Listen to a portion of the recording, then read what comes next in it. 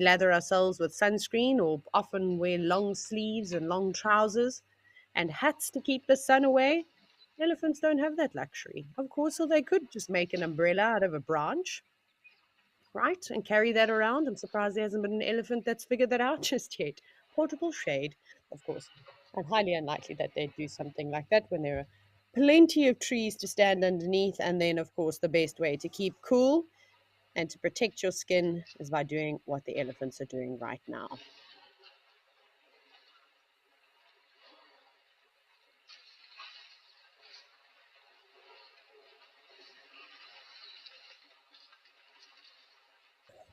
Hello, Shiv. Great to have you on board again. You have said Merry Christmas, Taylor. And the reason why you're saying this is because you're having your second Christmas day with family who couldn't make it on the 25th. And I'm apparently opening the presents with you. That's awesome. I hope there's some cool things or practical or just something super special and meaningful. You've asked me to sing a Christmas song. Oh my goodness, I don't think so.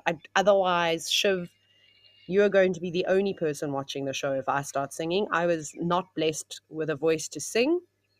I like singing, but I don't think I'm feeling brave enough. Sorry, I also just dragged my elbows across the table. That must have sounded interesting.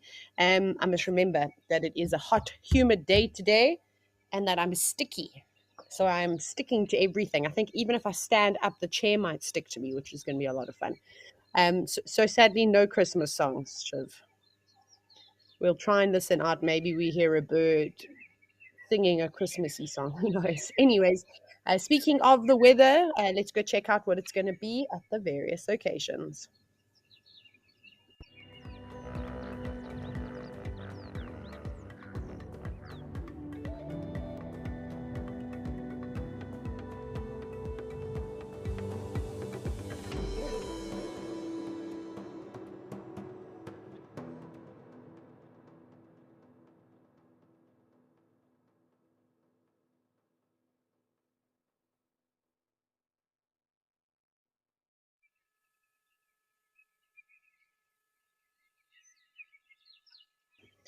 And that's it for the elephants. They've been here for a little bit of time though before the show even started. But as you can see, it's going to be pretty warm all round. No excessive temperatures though, which is surprising. Normally January and February are some of the hotter months in South Africa at least, and of course even as you extend into places like Kenya or Zimbabwe, it can be quite toasty. Now the elephants will head off into the tree line and continue a day of feasting on all sorts of leaves. And then the usual, the zebras also, a small group of zebras. It just seems like a small groups of everything. Today I saw a couple of wildebeest and impala here and there too, and they'll probably make their way down to have a drink. You can start to see the wildebeest sitting in the shade now. They're not quite ready. Maybe they've already come down to have a drink. Perhaps they were early birds. They've had a drink and now they're just having a siesta. Isn't it nice to be an animal? I suppose there are lots of pros and cons, right?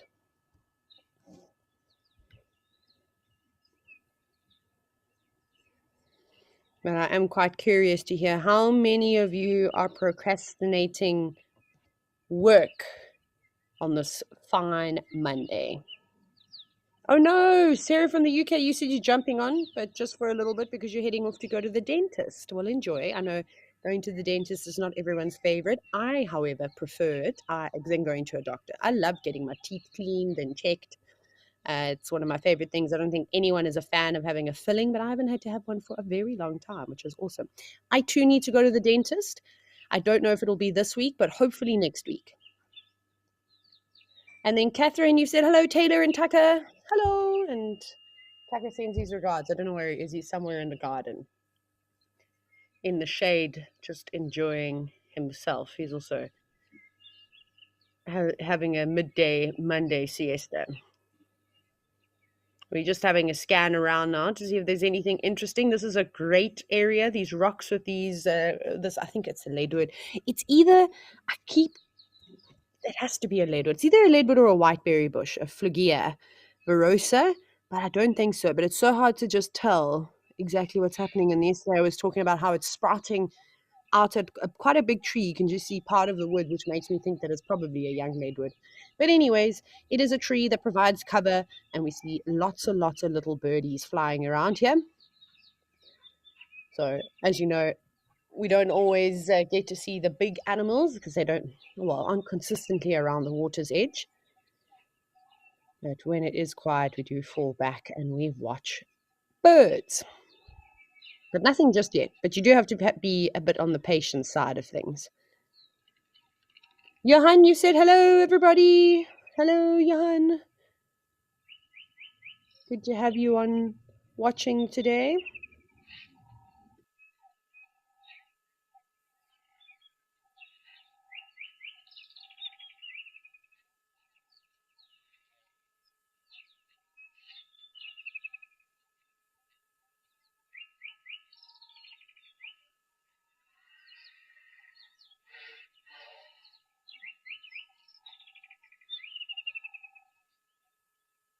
There we go.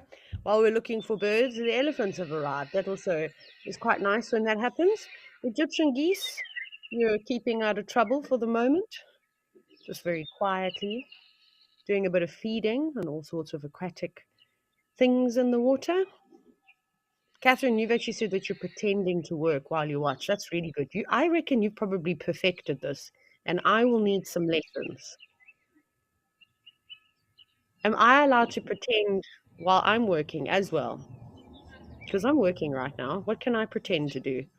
Huh. I can't really have to talk, so I can't really pretend to do anything else. Not that I want to, though, because I am obsessed with wildlife and all things related to it. So quite often I'm glued to the screen. And Catherine, you're also hoping that we maybe see some dragonflies today. Well, perhaps a bit later when the AfriCam cameras join us at 1 p.m. South African time, we'll be able to go over to Rosie's Pan, maybe even King's Camp in the Timbavati. I'm just trying to think of animals that we might go to. I want to hear you. That's a bird in the top. Yeah, so maybe we can try and do that also this is a bit tricky, a little bit too far away from the water's edge. I'm sure there are lots of dragonflies moving about. And then I've tried to watch the dragonflies at Tau, which is the waterfall just north of the Mala, which is sort of expensive. They seem to just moving around the center area. It's just too far away to be able to make out any detail. Otherwise, Catherine, you're going to have to ask very nicely on the sunset safari, which will be happening in a couple of hours.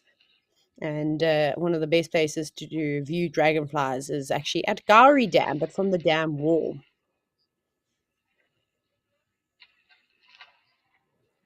A rather large elephant bull just off to the right here. Look at him. Huge body. He's relaxing. You see how he's resting his back leg. Still twisting his trunk though. In come a couple of waves from elephants on the right. I think another breeding herd of elephants have actually made their way down.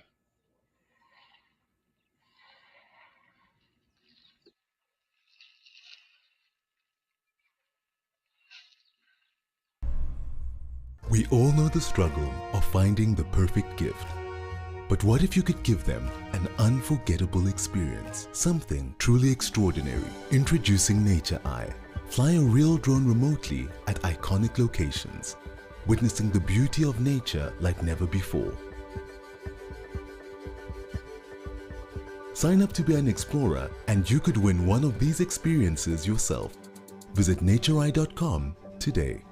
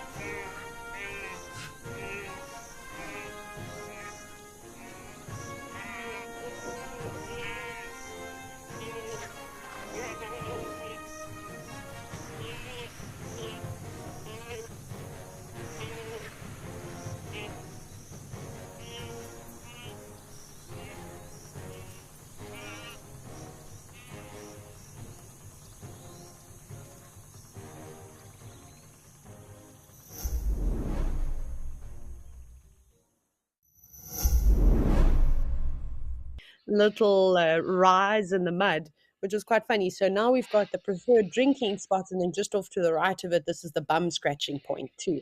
And I love that because it is slightly higher up, and they don't really have to bend down much at all, and give a little wiggle before they can scratch that itch. So that's interesting. That's something that I've only been noticing like over the last couple of days. And there, the zebra also coming in.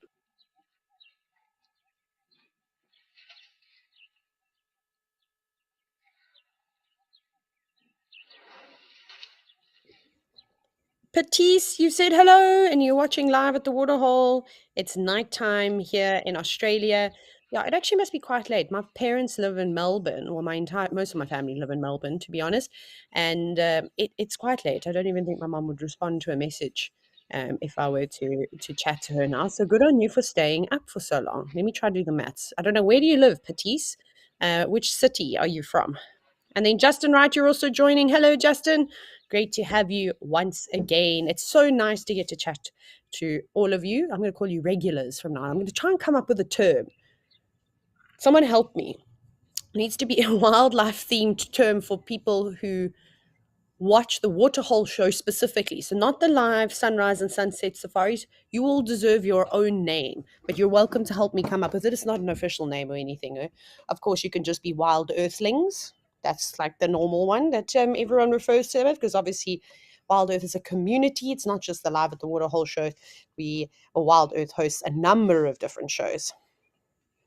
Oh, there we go. Tadiwe, did you say that Safarians? I'm gonna wait for Tadiwe to respond to me. Safarians is a good one, but I feel like that one's for the live and the sunset safari. Waterholers. What about the waterholers? That's ridiculous. Okay, I'm gonna stop. Give me 1 minute to think of some cool things.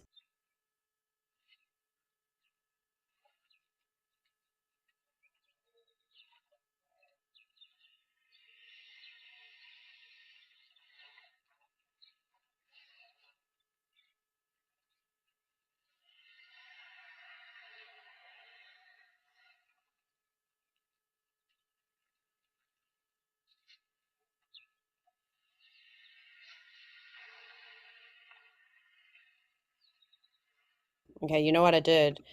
I used Chat GPT because I'm lazy. Let's see what Chat GPT gives us. Okay, there's a couple here. Um, Tadiwe has suggested Waterfarians, Waterians. That's one's from Nadine. Nice. I like it when the entire production team gets involved. And then Justin, you and I are on the same wavelength. We need to meet one day, but you've also said waterholers. That was the first thing that came to my mind. However, ChatGPT has suggested the following. There's a couple here. We've got waterhole watchers, safari streamers, pond peepers. Pond peepers. That's cool. Maybe we need to change peepers, because I suppose people could be like, "Oh, what? What are people doing?" H2O enthusiasts, wildlife waterholics, aqua safari fans, pond patrons. These are fantastic. Thank you, ChatGPT. You are wonderful. You've always got to say please and thank you, because we never know which way AI is going to go. I'm very much like that. Uh, Tadiwa has said that pond peepers is definitely up there. Catherine, you've just mentioned safarians. Yeah, safaris from the sofa. That's a goodie. Wetland watchdogs, oasis observers. Oh my goodness.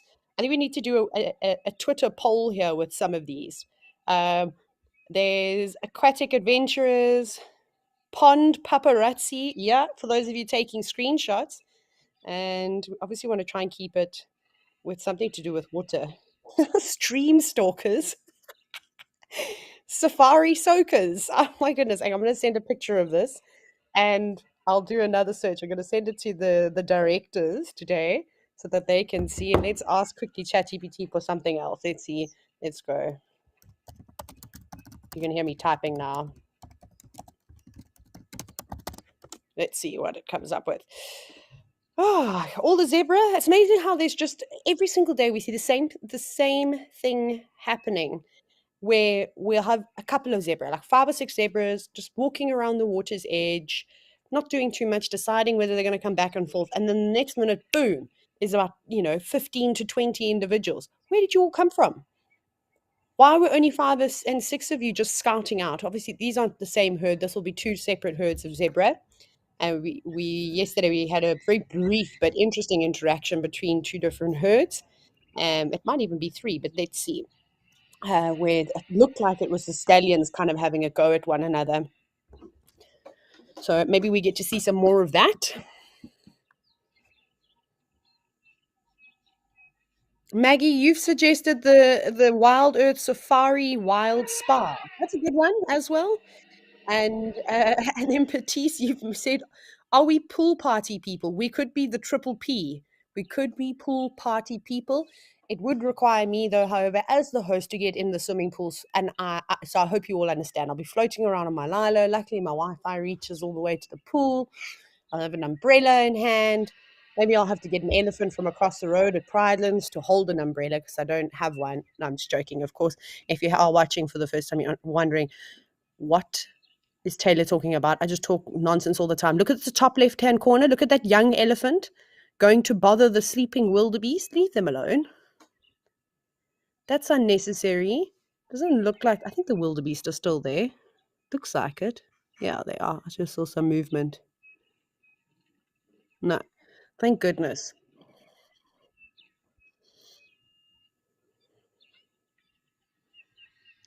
Was definitely thinking about wanting to chase those wildebeest, but then changed its mind very quickly. Wise decision, although it always ends up being quite entertaining for all of us watching.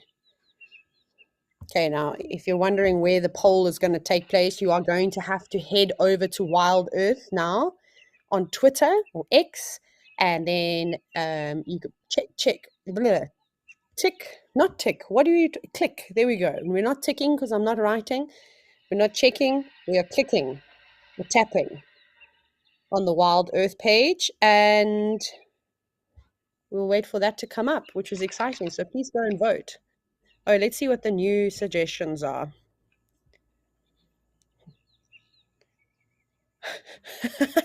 This is my new favorite, hydro homies. That's good. That's for the young whippersnappers, though. I might be too old to be a hydro homie. We've got river rangers. I still like. There's Oasis Observers has come up again. Waterhole Warriors. Python, you suggested Lakesiders. Absolutely, we could do Lakesiders. Thirsty Thrill Seekers. Python, ChatGPT is on your side here because it has come up with lake lurkers. So that's very similar to yours. Splash spotters. Oh, there's a couple of goodies. Let me send this one on as well. And then I'll let the powers that be do their magic. How exciting. So the zebras have settled down. There's not too much brawling going on at the moment. They're just peacefully drinking. A couple of young foals and not really partaking in anything, just kind of hanging around, socializing around the water's edge. They don't have to drink too much water just yet, although it is fun to play in. Okay. This is what's going to go onto the poll now. And this is from Mission Control. So I think it's Tadiwa and Nadine that are in the hot seats this morning. And the top options are safarians, waterfarians, pond peepers, safari soakers, hydro homies. I love that. I think it is so funny. There's the wildebeest that you can hear. Well, of course, it's just stopped now. It was a strange noise. I have to tell you, yesterday I was on a walk and I heard the sound, and I live obviously in a wildlife estate, as you all know, and I could hear the sound. I couldn't work out what it was. Anyways, it was a wildebeest that was alarming at something. I don't think it was alarming at us because they see people and dogs all the time. And then this morning, when I went outside very early, I took Tucker for the world's quickest sniff walk. And while I was walking, I could hear lions roaring till quite late, so like after 8 a.m. here in Pridelands, which is just across the road, which is part of Baluli Game Reserve. And I found myself stopping dead in the tracks and looking around for a moment. And I kind of forgot where I was. I was like, oh, I've been walking and I haven't been checking for predators, forgetting that I'm actually I am in a state where there are predators, but there's not anything that's, like a lion. And there's no big elephants or buffalo or hippos or rhinos that I'm going to bump into, if you get what I mean. Of course, I'm always on the lookout for the giraffe. Those are the biggest herbivores that I could bump into. And they're so relaxed here that you might bang into their legs. Right. We're going to head across, though, to Juma Private Game Reserve for some more elephant pool parties.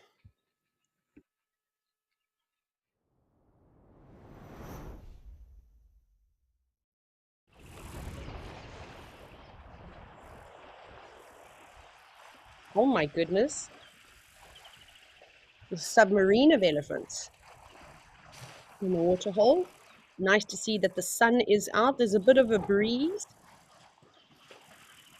And the water looks fantastic, as it has been for the last couple of months. Nice and deep.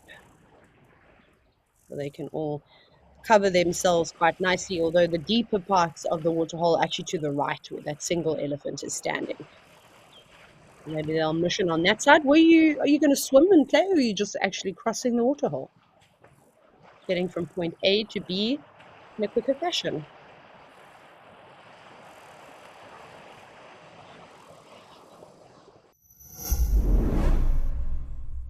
We all know the struggle of finding the perfect gift. But what if you could give them an unforgettable experience? Something truly extraordinary. Introducing Nature Eye. Fly a real drone remotely at iconic locations, witnessing the beauty of nature like never before. Sign up to be an explorer and you could win one of these experiences yourself. Visit natureeye.com today.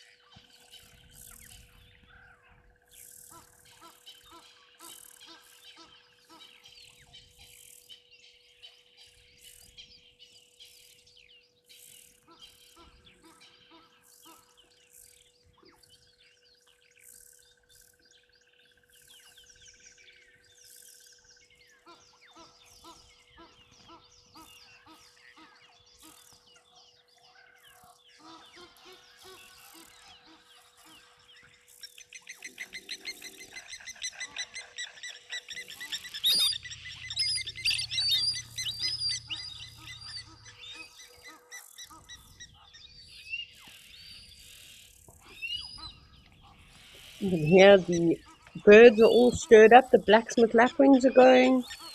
And you hear that sounds like there's an eagle calling. It's a very high pitched whistle. There was a brown snake eagle that was hanging around yesterday at the waterhole.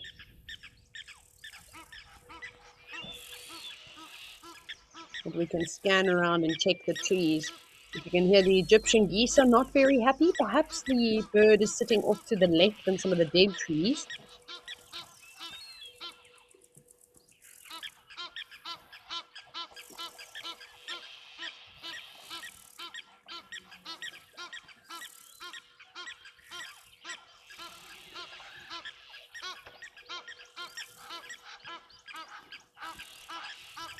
Chelsea from the UK, hello, hello. You've asked if I've ever considered starting a podcast or doing voiceovers, and you said if you could listen to me for hours. Can you please tell my mom that? I'll send you her number. And my dad, because I think they both find me quite annoying. My dad has told me my whole life to stop being so loud, to stop talking so much. No, I'm just teasing. My parents are great, but but you know what I mean. Actually, you know, myself and Trishal and I do, which some of you might know her. She is also a wild earth naturalist and has been for the last couple of years. Of course, her specialities lie within marine biology, and a host of things. She's one of the most intelligent people I've ever met in my whole life, and she's been doused with a sense of humor. She's fantastic, and we often talk about having a podcast together. But unfortunately, I think to run a successful podcast, it's quite time consuming. And neither of us sadly have enough time to do it properly. But I would absolutely love to.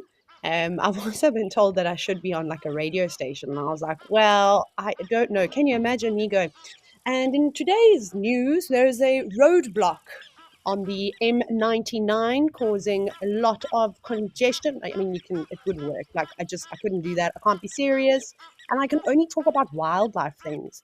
So I don't know how diverse I'd be on any of those things. But, anyways, I'm glad that you enjoy my voice. Thank you. I find my voice quite annoying.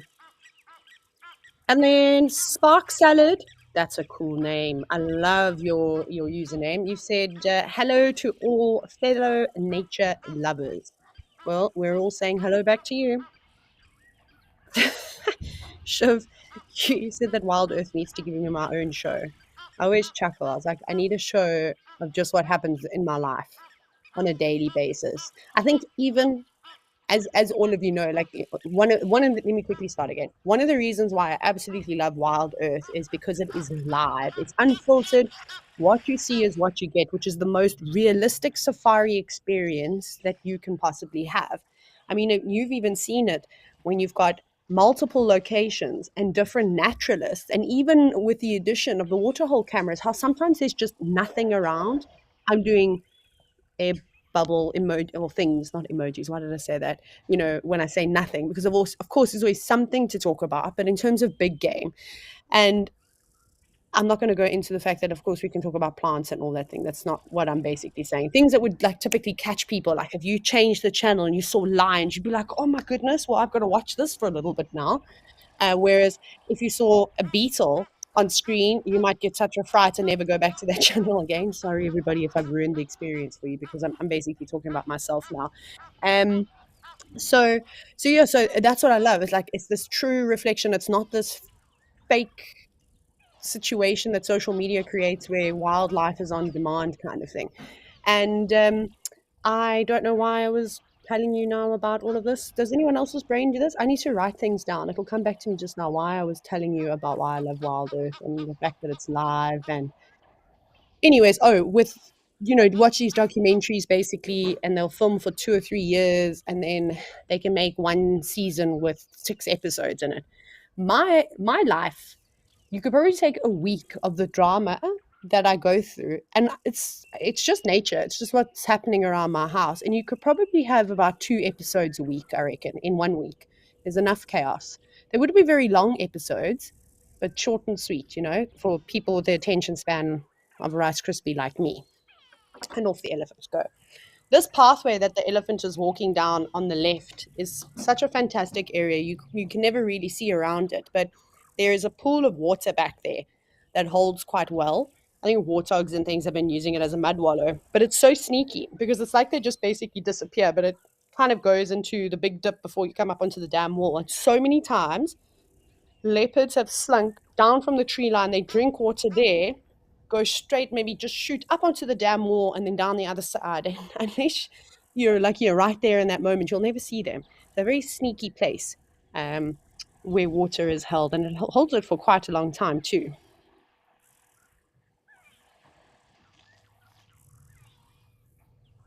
You can also hear go away birds alarming, but once again, with that bird of prey that I could hear vocalizing, I'm sure that it's got something to do with that. There you can hear it again.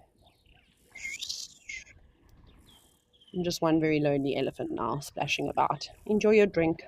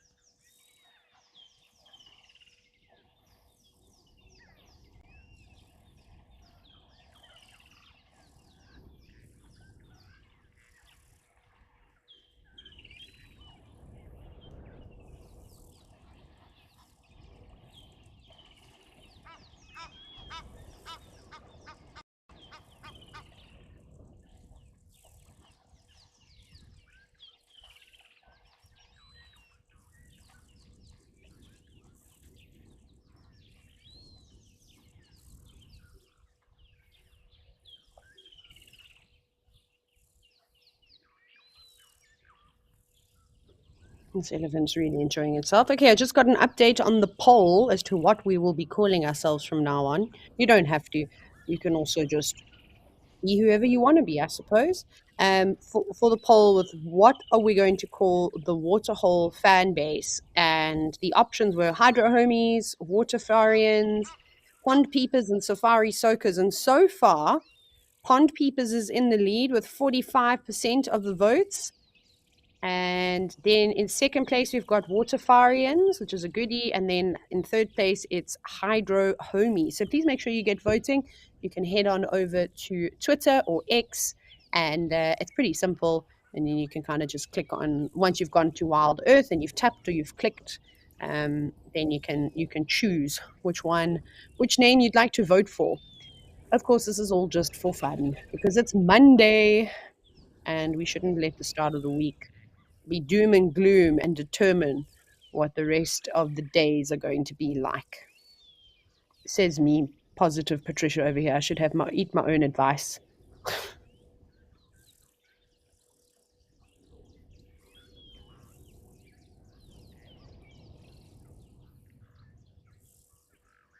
Oh, there we go. There's a culprit. That is an African. What is it? No, it's not. Sorry, it's not. It's a martial eagle. Oh, for a moment, it looks like a youngster. I thought as we were zooming in that it was maybe an African hawk eagle because it was so white. And I was like, hang on, wait. But this is, in fact, a juvenile martial eagle. And there has been one that's been hanging around for quite some time. That massive crest on the back of its head is a giveaway.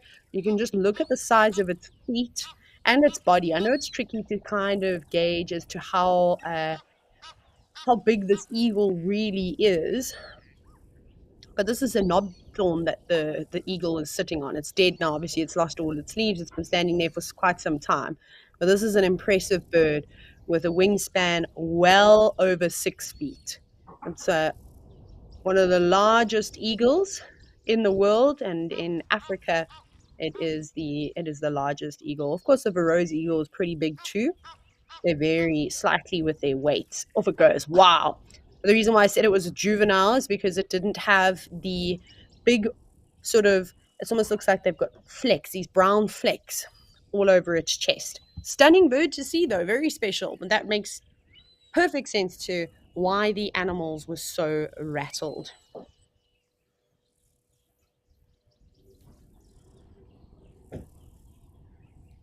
Justin Wright, you said that you love Mondays. My goodness. You must be in like the top 2% of the world that enjoys Mondays. I'm very lucky.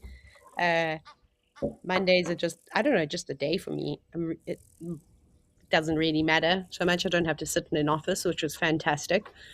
Um, it wasn't great though for a real estate agent. I'm going to check out a house for a friend of mine that's going to be moving back to South Africa, and I'd arranged with this estate agent to go view this place tomorrow because I wasn't hosting a Waterhole show. So I thought, perfect, can take a nice drive out, and uh, and then she messaged me today going, "I'm here," and I went, "Oh." That's a terrible start to your Monday because I'm not, because we're supposed to be meeting tomorrow. Felt quite bad because it's a like a 25-minute drive out of town, and when you live in, maybe not quite, maybe 20-minute drive out of town, when you live in Hoedspruit, that's basically like sitting in traffic for an hour. These are all the cables, and there's all the equipment that is used to help get the cameras fine. We're just doing a quick inspection, no cobwebs, we're all good to go. Foam nest frogs are not trying to take over again, and all those things.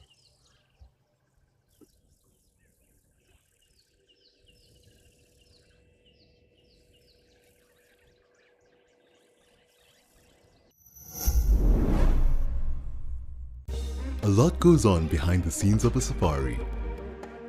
Sign up to be an explorer and get exclusive access to Behind the Safari. Sit back, relax, and take a deep breath. Learn more about the WildEarth team. I would not normally keep it on the dashboard, but I'm going to show it to you there. Come along for the surprises and chaos. Download the WildEarth app today. WildEarth, connecting with nature.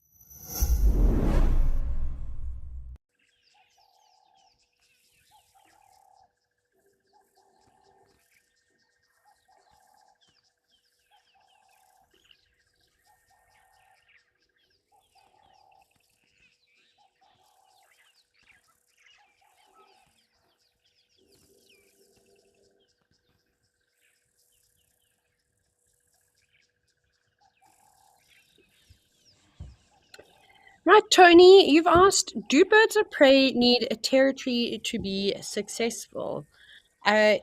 Well, if they want to be successful at breeding and occupying a space, you can imagine if your territory is in an area where there is a permanent water source, or maybe somewhere that suits your hunting habits. So let's use an example, because it's actually you can answer this in so many different ways. So let's do the martial eagle, because we've just seen that bird of prey, and they don't get more spectacular than that. And then let's also use a rose eagle or a black eagle, as they're sometimes called. Um, so with a martial eagle, their hunting areas, their habitat they prefer to live in is a bit more varied. It's kind of like the bushveld that we're looking at the moment, the savanna. So lots of trees, open grassy areas. They hunt monitor lizards, and that's why I'm not surprised that it's hanging around this particular waterhole, because there are plenty of water and rock monitors that frequent this area that we see all the time. We put them on the show. And then, and they hunt now at this time of year lots of impala lambs. They'll hunt small antelope species. They really aren't fussy, and they're able to take down pretty big prey. And they also are, they make their nests up in trees. Whereas if we look at a black eagle or a rose eagle, as an example, they make their nests on cliff faces, so like more of like a rocky kind of environment, and that's where they specialize in hunting too. They'll fly really high heights and swoop down onto these rocky outcrops or mountains and try and chase out antelope species such as klipspringers or even rock hyraxes, or anything that might live up on the rock. So it's very different. So for a rose eagle to try and successfully hunt in the same area as the martial eagle is, so here at Juma, it's not going to do very well. Firstly, it's going to have to fly quite a far distance to get back to its preferred nesting site, and kind of where they live and feel more comfortable. So yeah, I suppose it is important for birds of prey to hold territories. I'm just trying to think of what birds of prey don't hold any territories, and I can't think. I wonder if something like an osprey, western osprey, they travel quite a bit, but I can't see that they wouldn't hold a territory. So for the most part, they'll be territorial. Oh wow, look at this big elephant! Hello, big boy. Beautiful individual. Now, for those of you that know me and have been following me for quite a long time, I wonder if you're all shouting, "Is that Daryl the elephant? Is it him? Is it Daryl?" It's not Daryl. I don't know who Daryl is. Someone, I'm sure, will share a picture with all of you. An elephant bull that I've been following for my career in the Sabi sand.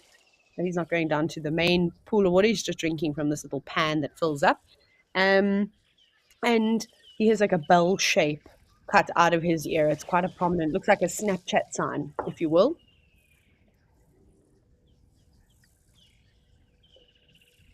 And I was just having a quick drink, but a beautiful individual. Look how big those tusks are. And then just quickly jumping back onto birds, well, I'll answer this one now from Velma. You said, why do vultures have such long necks that bend easily? Well, again, it's to suit their lifestyle. So, Velma, vultures are scavengers. There are some species of vultures that can hunt for themselves, and there have been a couple of recordings of different vulture species catching things. But one of the reasons that vultures can't hunt very well is they've got these short, stubby toes. So if you look at the bird of prey, you might have seen it with the martial eagle that we saw. They've got really slender toes, but powerful with these long talons that are so sharp. So very, very different. But vultures are important. They need those long, bendy necks so that they can stick their heads into carcasses, into all the different crevices to make, so that nothing goes to waste, essentially. So it's quite clever. It's also one of the reasons why they don't have very many feathers on their head. That would hold, you can imagine some of those carcasses are putrid, they're rotten. So if you have a lot of feathers on you, then you're just going to be filthy the entire time. So it's an adaptation to not have feathers on their heads and their necks. Fantastic. So smart. Where are you going, elephant? Stop smelling. Maybe he's picking up on a scent from the breeding herd of elephants that moved through here just a little while ago.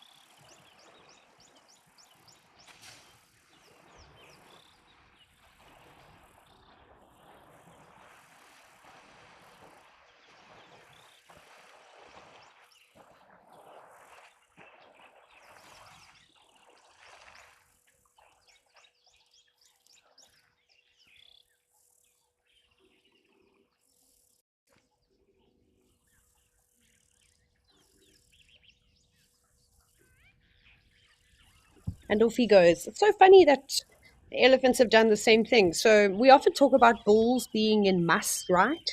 And them seeking out, females. So this is a really good example. I'm not saying that this elephant bull was in mass. I didn't really see very well, but you notice he almost walked exactly the same route as which the breeding herd of elephants did. So he could be tracking that herd. Perhaps there is a cow that is in estrus, and as she's urinating, she's leaving her scent or defecating too all the way along. She might also be singing the estrus song. I just find it so strange that he too did not walk all the way around. He just sort of marched straight through the water, the shortest way across to the other side. And you can see him veering around now off and to the right. That's interesting. This is where I wish we could now go, right, I'm going to jump in the car and we're going to go and follow this entire situation and see what's happening. So the Waterhole cameras, of course, they got their limitations. However, it's still such a wonderful thing, to be a part of and to be able to witness. I really do love it because we're not interfering. We are not in a noisy car. They can't hear me talking. They can't hear any of you talking. They're just going about their day as if there's no one around. Little do they know, there are thousands upon thousands of people watching them right now. It's kind of like being on a walk, right? But I don't have to constantly keep checking my 6 o'clock to make sure we're not being snuck up by something.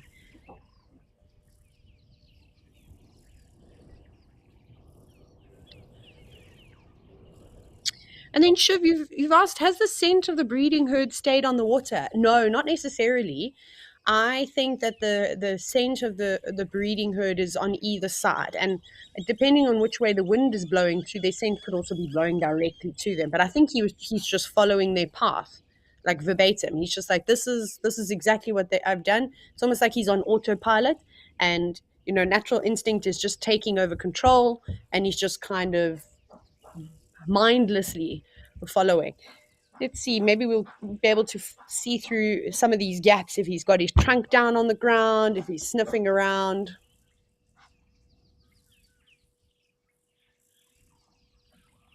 See there, he looks like he's slowed down for a bit.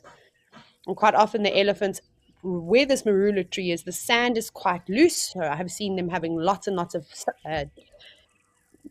dust bathing parties. He's just stopped for a moment. I think he might be eating marulas off of the floor, off the ground, sorry. But also standing in the shade, multitasking.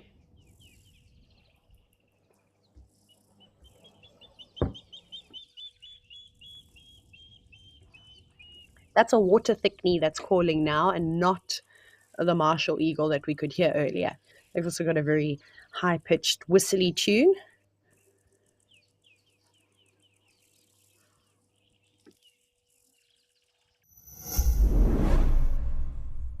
Do you yearn for a seamless and tranquil connection to nature? Download the WildEarth app and become an explorer to enjoy ad-free viewing.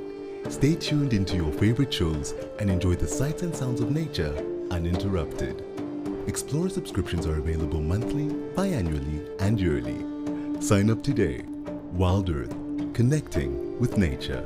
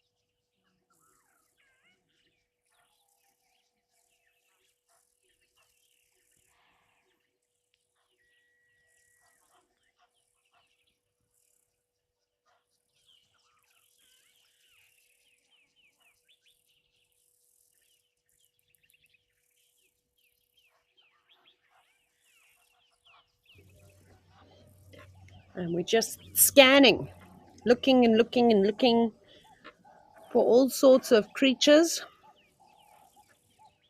What I'd like to put on the Waterhole bucket list this year is perhaps spotting a chameleon. I know that's a ridiculous challenge. That's a difficult one. But imagine if somehow, somewhere, we could find a chameleon. And I reckon there've been plenty. We just obviously can't see them because of their master camouflage.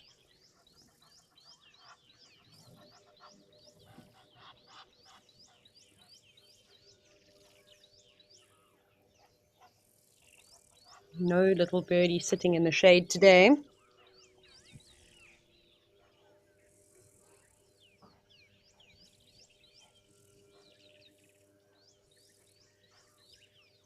I'm just trying to see what tree this is. Is this an albizia? I think it might be an albizia of some kind.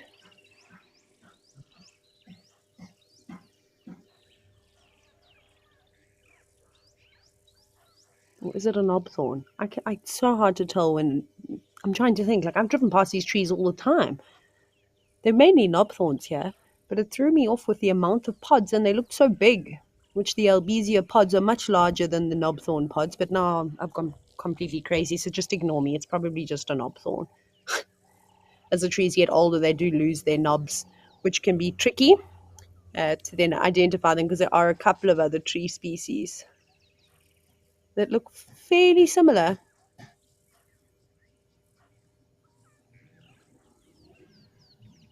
It's got to be a knobthorn. Has to be. It's funny how your brain does that. Over time, you can see the little thorns on it too.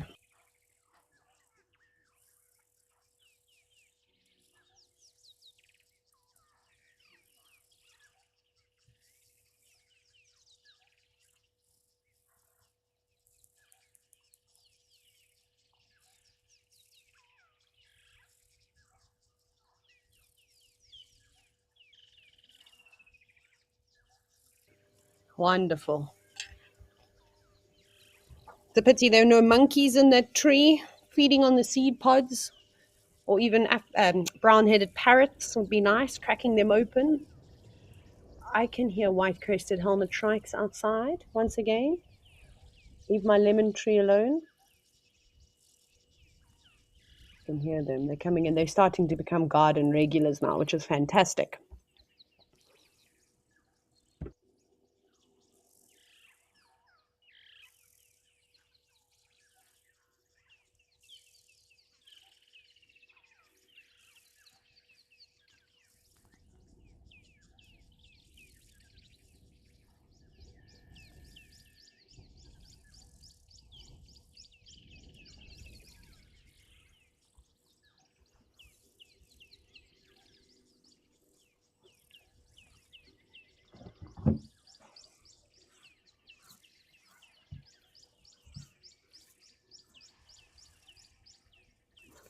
Tino, you've just jumped on and you said that you think that we'll find a chameleon on the little rock at Rosie's Pan. That would be amazing. However, I think if a chameleon crawled up onto the top of that little rock, and I'll show you what I mean if you don't know Rosie's Pan, I can show you after one. That will probably be eaten quite quickly because it will stand out like a sore thumb. So it'll be this bright green chameleon, or maybe if it's very hot, it'll be sort of shades of grey and some more white, lighter colors. Um, but it's unlikely. And chameleons don't necessarily go out to a waterhole to drink water. They are getting a lot of moisture from the creatures that they're feeding, but then of course leaves and that collect dew. So if they do need to, have a bit of a drink, I suppose there's that option too. And then Shiv, you're wondering what type of monkeys do you see at Djuma? Well, we see vervet monkeys, the little nightmares that terrorize everybody in the camps. They are masters at breaking into the kitchen, especially at the WildEarth camp. They've also become too relaxed and they're a nightmare. And there's a male of this troop that hangs around and he's become quite aggressive. It's not that we feed them or anything, but they're, like I said, we accidentally, not me necessarily, but people accidentally leave things out or leave the kitchen door open and they go, right, we can get on in. And then, of course, chukma baboons. They are frequent visitors around this area. And in fact, they love to roost in the big trees that line this drainage system.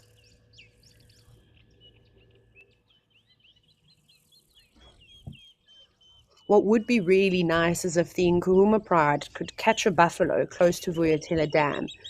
And the reason why I say this is I don't even care if we don't see the lions and whatever they catch on camera, but I'd like to see these trees filled with vultures during one of the Waterhole shows. Wouldn't that be nice to sit and watch them?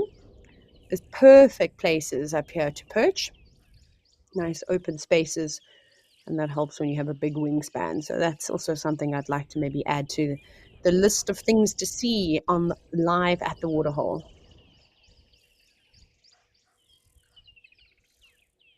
And then Catherine, you've asked, are there any new caterpillars in my garden or on my lemon tree? No, yesterday I did watch though in the afternoon, quite late in the afternoon, the white-crested helmet shrikes, beautiful birds. They had a very long caterpillar in its mouth, but I didn't have my binoculars handy and I didn't want to go out and disturb it while one was feeding on it. but it was enormous, but not fat, quite slender. Almost reminded me of like a lappet moth kind of caterpillar. But anyways, I'll never know. So I haven't done some inspecting. I need to go and check the tree. I haven't done that this morning. I bought a new plant today, a fiddler fig that's going to live on my outside table. I don't think anything will want to eat it though. And here we have two different species of antelope. We've got the waterback with the big shaggy coats and the white rings around their rumps, and then a couple of Inyala with a sorry everybody, I breathed and almost choked. Don't you hate it when that happens? And then the Inyala with the white vertical stripes. On their bodies, there's even one just sitting down in the grass. It looks like a youngster. All just happily feeding, wiggling their tails. There's so many insects around at the moment, and the stink bugs are back in full force, which is driving me crazy. I had one land on me last night. After I'd got out the shower, I was traumatized by that experience. I had to shower again. And I've just heard now from Nadine and Tadiwa that apparently there's a newborn waterbuck calf somewhere around here, which would be great to see. The waterbuck do love this area around Vuyatila Dam. It's great grazing opportunities for them. But it's unlikely that we're going to see the waterbuck calf with the mom, especially if it is so young, as I'm sure you've already been told. But the same thing goes even with the Nyala. They'll quite often stash their youngsters, whether it's in long grass or underneath a bush, when they aren't grazing and are just being suckled, just to give them a better chance at surviving. Because predators typically associate young babies with the adults. So it's a very clever technique to leave them just lying about and just feeding a short distance away.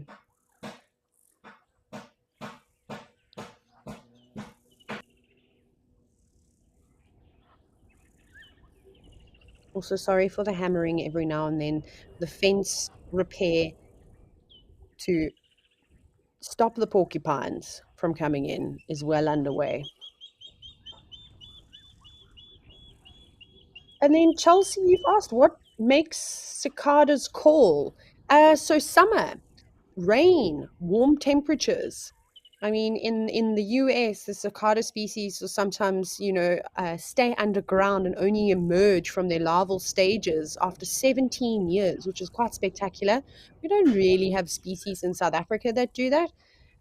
But the only time they're really going to be calling is when they're looking for mates, because the lifespan and life cycle of most arthropods is typically short. Of course, I'm just putting a blanket term here. There are a lot of species, as I've just said, that can live for exceptional amounts of time.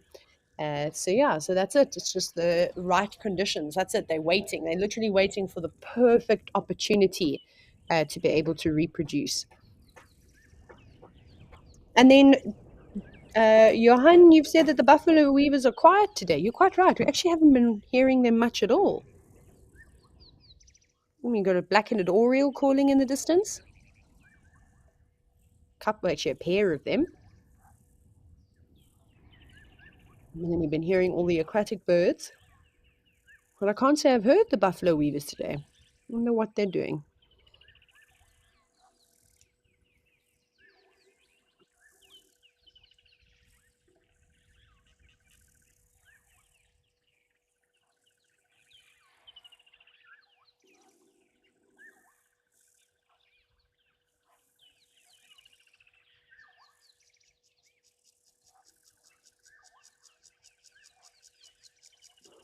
So we're doing a water edge scan now.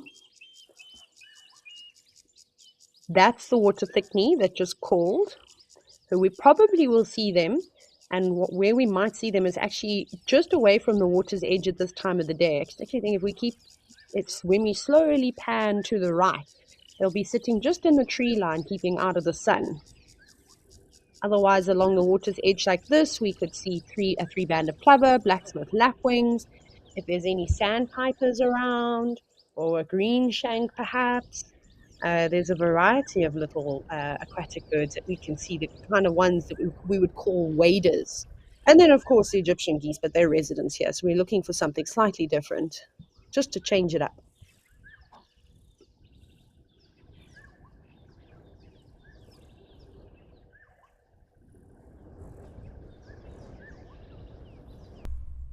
Nurture your connection with nature with our weekly newsletter. Become an explorer and receive the latest word from the wild in your inbox. Catch up with your favorite WildEarth characters. Watch the week's memorable wildlife encounters. Stay up to date with the happenings and what to expect from WildEarth. Sign up today and get the best seats on the largest safari vehicle in the world. WildEarth, connecting with nature.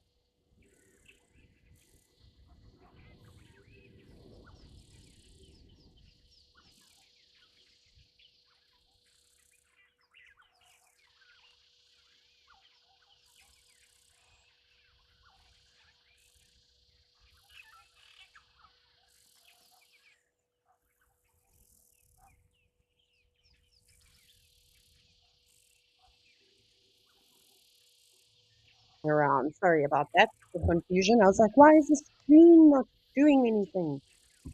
Anyways, the joys of living in the low felt. Oh, there was a bird. Oh, can we stop at this position?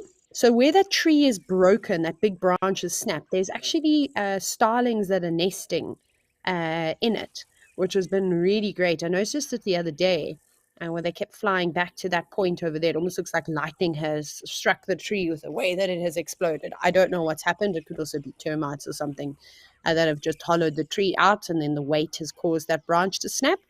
Um, but it's so fascinating. Now, it's a pity we're unable to see all the way in, but there's not really much else going on. So let's just keep it here for a bit and see if those starlings come back. There we go. There's the one individual just off to the right. It looks like it's got something in its beak, a little tasty morsel.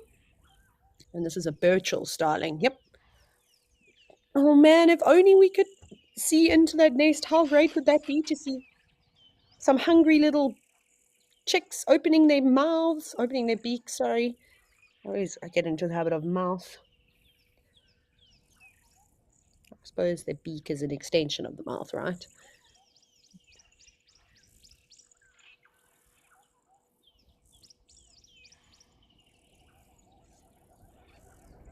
Keep spending quite a bit of time in there. Off it goes. Whee, that's so awesome. Roman Empire. Oh, you've asked, what do I think about people having pet parrots? Oh, it's such a tricky thing, all right? Because people have been keeping birds as pets, as people keep wild animals as pets.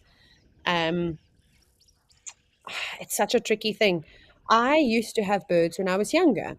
When I was a child, a small child, I could barely tell left from right. Okay, I was a bit older than that, but I used to have budgies, and they were the best things ever. And they kind of lived a combination of at nighttime, they would sleep in their little they not their little, they were quite big, their cages. And then during the day, for the most part, their cage would be open and they'd be able to move around the house. And then family friends of ours had an aviary of birds. A lot of them were rescued. And then one individual, it was a black-headed conya, which was a small parrot, was being attacked. It was also rescued, and it was a nightmare. So they wanted to save it. So I eventually got this parrot as a pet when I was quite young, and I had him for about 12 years, and then sadly he died. His name was Moose, and the same thing. He came out a lot. He was on the shoulder. He was around, walking around the house. He could pretty much do whatever he wanted to. I would not, however, keep a bird as a pet anymore. Um, yeah, but that's again just my personal opinion. I did when I was younger. Um, so it's a tricky thing. The illegal bird trade is scary, and if you don't know anything about it, it's definitely something that you should go and have a look at. It's flying right under the radar because it isn't a pangolin, because it's not a rhino or an elephant or a polar bear or whatever the case may be. They aren't getting as much I suppose, coverage, and a lot of people don't realize this, but in Vietnam and Southeast Asia, so Sri Lanka, India, there are so many bird species that are being taken illegally from forests and wild spaces and then sold in the illegal bird trade. I mean, you hear of all the parrots and stuff that are being taken out and then these illegal breeders. But what I learned when I was in Sri Lanka is the the birds that have the most beautiful voices. So there's a bird called a white-rumped shama, and they are stunning birds, and they sing the most gorgeous songs. In the forests in Sri Lanka, it was so pretty to hear them, and I was fortunate enough to see a couple of them. But they're one of the most sought after bird species for the illegal bird singing competition. How's that? So yeah, so it's very, very sad. If you've ever watched a border control, border security type program, or something that focuses on people smuggling wild animals in and then being caught, you'll be horrified as to the conditions that these animals are kind of kept in, to get from point A to point B. So that's a whole different kettle of fish that's going on right underneath our noses, that most people don't even think about, and that's it's a huge problem.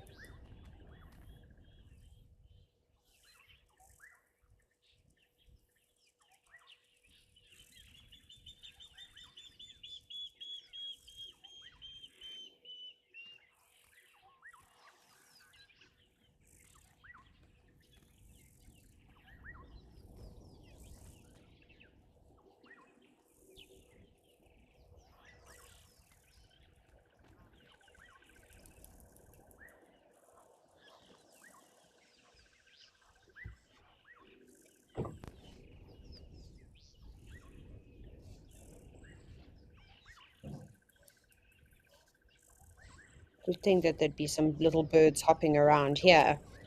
But sadly, might be a bit warm. There's a nice little hidey hole. Could be great. We could also look for some diurnal diurnal gecko species, the dwarf geckos that we quite often see. Maybe even a skink of some kind moving around.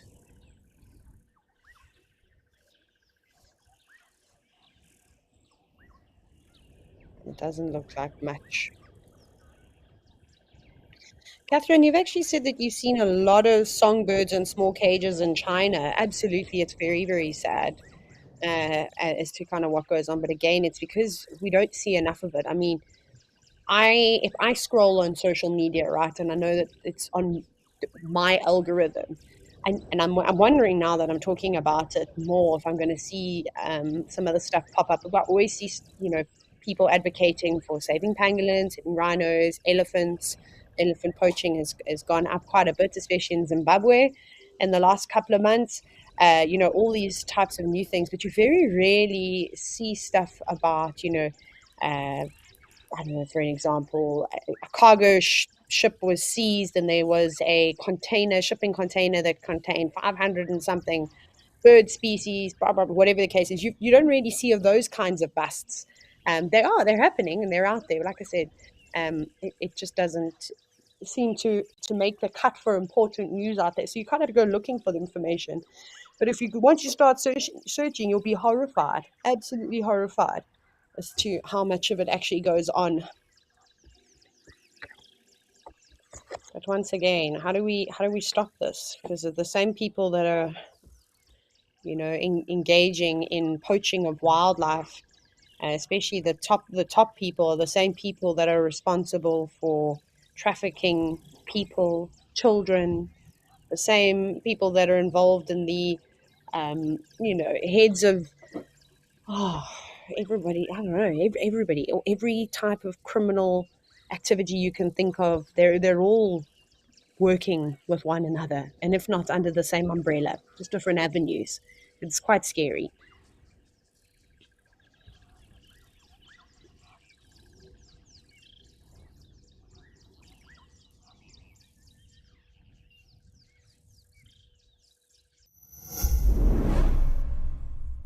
Are you a wildlife fanatic, glued to YouTube for your daily dose of animal antics? Then, welcome to Africam's wildlife community. By joining our YouTube memberships, you get no ads, just wild live streams, chat with other bush fans, get early access to exciting camera spots, and flex your wildlife knowledge with fun quizzes. Visit Africam's YouTube channel and click the join button now.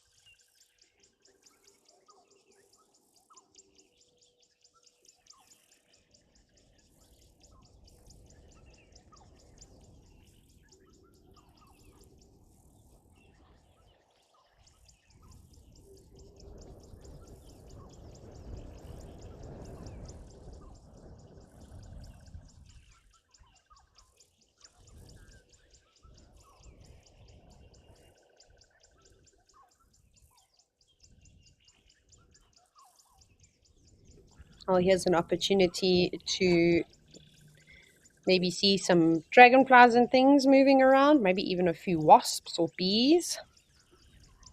It's nice to keep an eye out for them. Otherwise, we just can enjoy the grasses swaying in the wind. There's some buffalo grass, all just common names. There's a whole, I can't even see, there's a whole bunch of different things in the background there. Probably some sawtooth lovegrass too, and all sorts, but it's lovely to see it blowing in the wind. And now, imagine we find focus and then there's a leopard staring at us. Wouldn't that just make your day? It would make mine, that's for sure. But as you all know, when 1 o'clock hits South African time on Live at the Waterhole, the AfriCam cameras join us. So we'll hopefully have a look at a couple of them too.